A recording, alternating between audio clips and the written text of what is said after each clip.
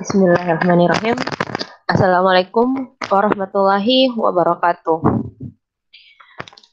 Baiklah, pada hari ini kita akan masuk pada sesi 4 atau pertemuan keempat di tutorial kita. Adapun materi di sesi 4 kali ini yakni tentang energi dan momentum. Nah, mungkin energi ini bukan hal yang asing ya bagi kita, tetapi kita sudah sering mendengarnya di dalam kehidupan sehari-hari. Nah, berbicara mengenai sebelum kita berbicara mengenai definisi dari energi, jadi sebenarnya energi itu banyak ya. Nah, ada energi mekanik, ada energi kimia, ada elektromagnet, dan ada inti. Dan fokus kita saat ini adalah energi mekanik, yang dimana di dalamnya yakni ada energi potensial dan energi kinetik. Nah, mungkin kita tahu bahwa energi sesuatu yang tidak bisa dimusnahkan, tetapi energi ini bisa kita transformasi atau kita rubah dari satu bentuk ke bentuk yang lain. Nah, untuk beberapa permasalahan yang sederhana itu kita bisa menyelesaikan permasalahan-permasalahan energi dengan menerapkan hukum Newton. Oke, kita lanjut. Oke, sebelum kita berbicara definisi energi, kita harus tahu dulu apa itu usaha. Jadi usaha itu adalah suatu gaya yang bekerja pada suatu benda. Nah, itu sama dengan hasil perkalian dari gaya dan jarak yang dilaluinya. Nah, di mana gaya dan jarak tersebut itu dalam arah yang sama. Jadi mungkin kita selalu lihat ya, di mana rumus matematikanya itu W sama dengan F dot S atau F kali S. Jadi W itu adalah usaha, kemudian F itu adalah gaya, kemudian S itu adalah jarak. Nah, tapi di sini kita kalau dalam hal ini usaha merupakan besaran skalar ya. Tapi kalau misalnya jika gaya F dan jarak S dipisahkan dengan sudut theta ya. Tadi kan kita punya rumus W sama dengan F dot S. Tetapi dengan asumsi jika gaya F dan jarak S ini dipisahkan dengan sudut theta, maka W-nya menjadi F S cos theta, atau S ini bisa ini cuma simbol ya. Jadi perpindahan bisa pakai S, kalian bisa pakai X. Tapi kalian harus konsisten. Jadi misalnya jika cos theta sama dengan 1, maka W-nya, jadi jika cos theta sama dengan 1, maka W-nya menjadi F dot S. Jadi F itu paralel dengan S. Tetapi jika F tegak lurus dengan S, berarti tetanya kan 90 derajat. Nah, cos 90 derajat kan 0, berarti tidak ada usaha yang dilakukan. Jadi di sini kita pakai X ya, bukan S. Jadi kalian kalau dapat S bisa pakai X juga bisa. Oke, selanjutnya. Usaha tidak memberikan informasi tentang waktu yang diperlukan terjadinya perpindahan. Jadi di dalam usaha kita tidak perlu tahu berapa waktunya, tetapi kita hanya tahu bagaimana berapa gayanya dan berapa jarak berpindahnya. Kemudian yang juga tidak perlu kita tahu adalah tidak memberikan informasi tentang kecepatan dan percepatan benda. Nah, selain itu, usaha adalah 0 ketika tidak ada perpindahan ya. Jadi misalnya kalian punya batu yang ingin dipindahkan ke tempat yang berbeda, misalnya dari titik A ke titik B, tetapi usaha yang kalian lakukan tidak membuat batu itu berpindah dari titik A ke titik B. Maka usahanya akan nol karena tidak ada perpindahan. Walaupun sebenarnya kalian telah melakukan usaha. Jadi dalam fisika ini kita menganggap sesuatu itu mempunyai usaha jika ada perpindahan. Jadi sebesar apapun usahanya, kalau tidak ada perpindahan maka tidak dikatakan sebagai maka usahanya dikatakan nol ya. Nah, yang kedua, gaya dan perpindahannya saling tegak lurus. Nah, ini yang tadi kita sudah jelaskan bahwa ketika cos theta-nya itu 90%. Karena maaf 90 derajat. Jadi kan kita tahu kalau cos 90 derajat itu kan nol ya, sehingga nilainya nanti nol. Nah, jika kita membawa ember secara horizontal, maka gaya gravitasinya itu tidak melakukan kerja. Karena cos sudutnya ya. Selanjutnya, besaran dari usaha itu merupakan besaran skalar yang dimana kita menggunakan satuan internasional Joule ya. Nah, jika terdapat banyak gaya yang bekerja pada benda, maka usaha total yang dilakukan adalah penjumlahan aljabar dari sejumlah usaha yang dilakukan tiap gaya. Nah, sekarang kita masuk ke energi. Nah, definisi dari energi adalah sesuatu yang harus dipunyai benda di dalam melakukan usaha. Jadi makanya sebelum kita menjelaskan energi itu apa, kita harus tahu usaha dulu. Nah, ternyata definisi energi adalah sesuatu yang harus dipunyai benda di dalam melakukan usaha. Jadi bagaimana kalian bisa memindahkan batu yang tadi, kalau kalian tidak punya energi maka tidak akan ada usaha. Jadi energi itu tidak dapat dicapai dan tidak dapat dimusnahkan. Nah, pernyataan inilah yang kita kenal sebagai hukum kekekalan energi. Dan satuan dari apa namanya? Satuan dari untuk energi itu juga joule. Nah, untuk jenis-jenis energi sendiri itu ada ya, ada energi kinetik. Nah, di mana energi kinetik ini adalah energi yang diasosiasikan dengan gerak sebuah benda. Jadi sesuatu benda yang bergerak itu melakukan apa ya? Memiliki energi potensial. Nah, maaf, energi kinetik. Jadi energi jadi misalnya jika massa benda itu adalah M dan kecepatannya adalah V, maka rumusnya ya, energi kinetik itu 1/2 mv kuadrat. Nah, ini contohnya perpindahan kita akan memperoleh apa namanya energi kinetik ini ketika benda ini melakukan pergerakan misalnya dari titik ini ke titik ini. Jadi kerja itu sangat berhubungan dengan energi kinetik. Misalkan misalkan ya ini batu tadi yang berpindah dari titik A ke titik B.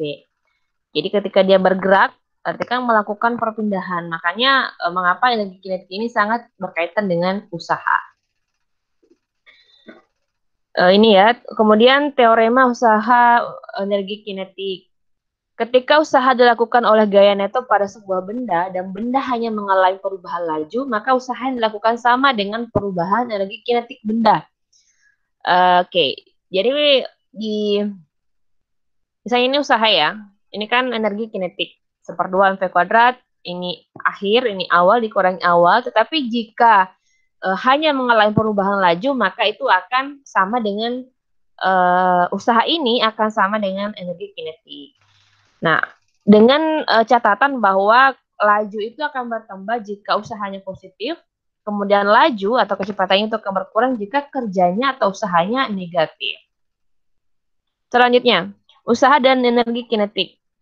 Contohnya apa ya? Contohnya apa saja ya dalam hidup sehari-hari? Misalnya palu yang bergerak mempunyai energi kinetik dan dapat melakukan usaha pada paku. Jadi palu itu mengalami perubahan kecepatan karena kita memberikan ada energi kinetik saat memukul apa namanya paku ya, menggunakan palu. Itu salah satu contoh penerapan hubungan antara usaha dan energi kinetik.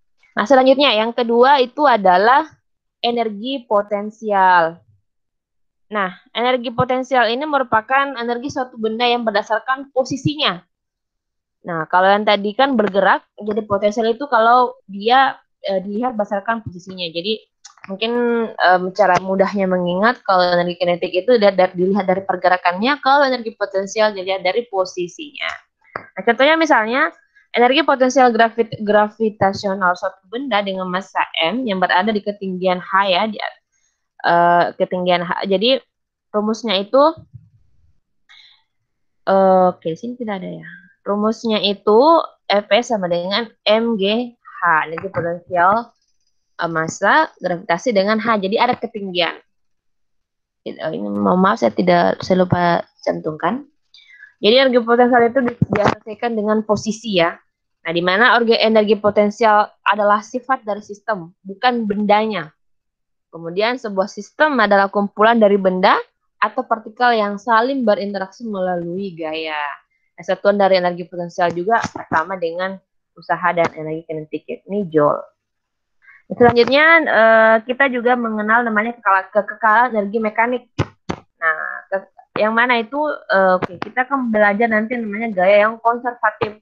Jadi kerja gaya konservatif ini tidak bergantung pada lintasan, tapi bergantung pada titik awal dan titik akhirnya saja.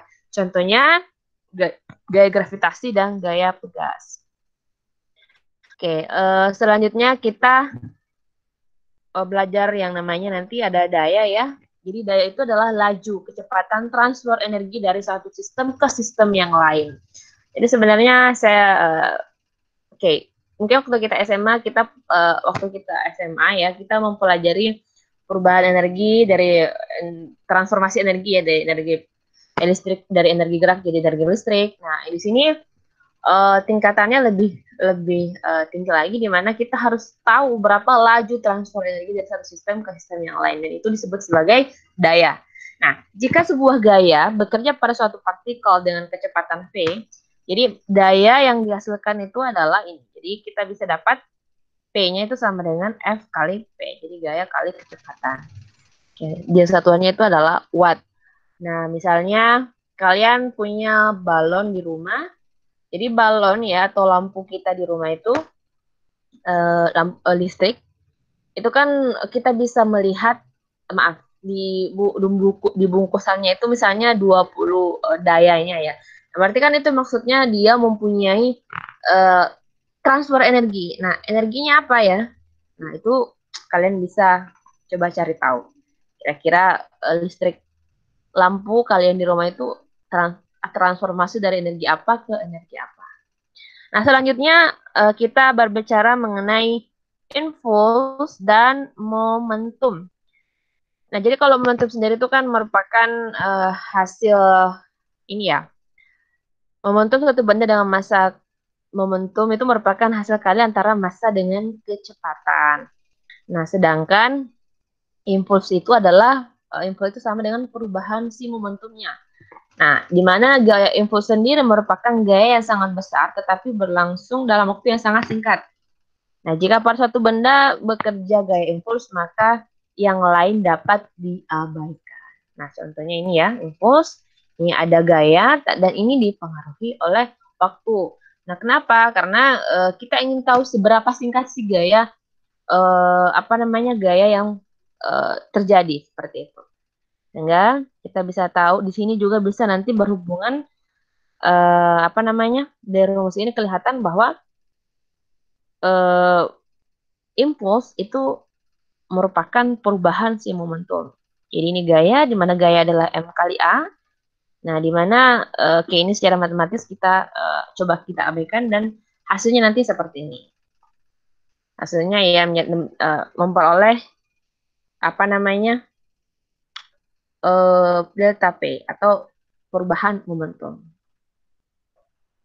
Nah, yang terakhir yang akan kita sedikit sampaikan yakni tentang tumbukan. Nah, tumbukan jadi ketika ada dua buah benda yang saling bertumbukan.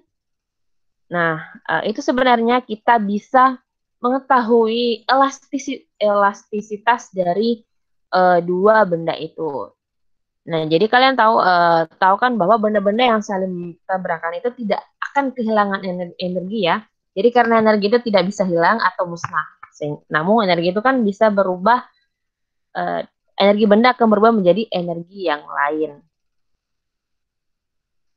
Jadi sebenarnya kalau jenis-jenis tumbukan itu dibedakan berdasarkan perubahan energi. Jadi ketika dua benda mengalami tumbukan elastis, ada namanya lenting sempurna. Ada jadi itu energi benda sebelum dan sesudah tumbukan itu sama. Itu namanya lenting sempurna. Nah, kalian bisa cari tahu jenis-jenis tumbukan itu apa saja. Kemudian kecepatan dan arah benda ini ya dari ini. Kecepatan dan arah benda pertama setelah tumbukan itu akan sama dengan kecepatan tumbukan benda kedua setelah tumbukan. Nah, hal ini karena jadi yang tadi lenting sempurna itu hal ini dikarenakan karena salah satu benda mengikuti gerak benda yang lainnya setelah tumbukan. Kemudian tumbukan yang tak lenting itu biasanya terjadi ketika kekuatan gerak salah satu benda lebih besar dari benda yang lainnya. Sehingga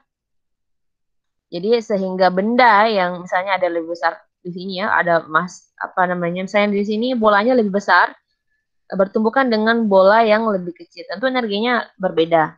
Nah, ini kalau misalnya benda bermassa kecil dengan kecepatan rendah ini akan terbawa arah geraknya dengan benda yang bermassa besar dan kecepatan besar. Sehingga ukuran dari dua buah benda yang saling bertumbukan itu mempengaruhi elastisitas atau maaf ya, mempengaruhi elastisitasnya. Ya, seperti itu ya nanti ini rumus elastisitas. Kita akan peroleh bahwa perbandingan besar kecepatan relatif antar kedua benda itu sesudah dan sebelum tertumbukan. Nah, ini salah satu harga kisaran bahwa ketika E-nya antara 0 maka dikatakan tak lenting, tapi ketika 1 dia dikatakan lenting. Oke, saya kira cukup tambahan penjelasan untuk sesi 4 ini. Semoga bermanfaat. Jika ada yang salah, mohon dimaafkan. Oke, selamat siang dan wabillahi taufiq wal hidayah. Wassalamualaikum warahmatullahi wabarakatuh.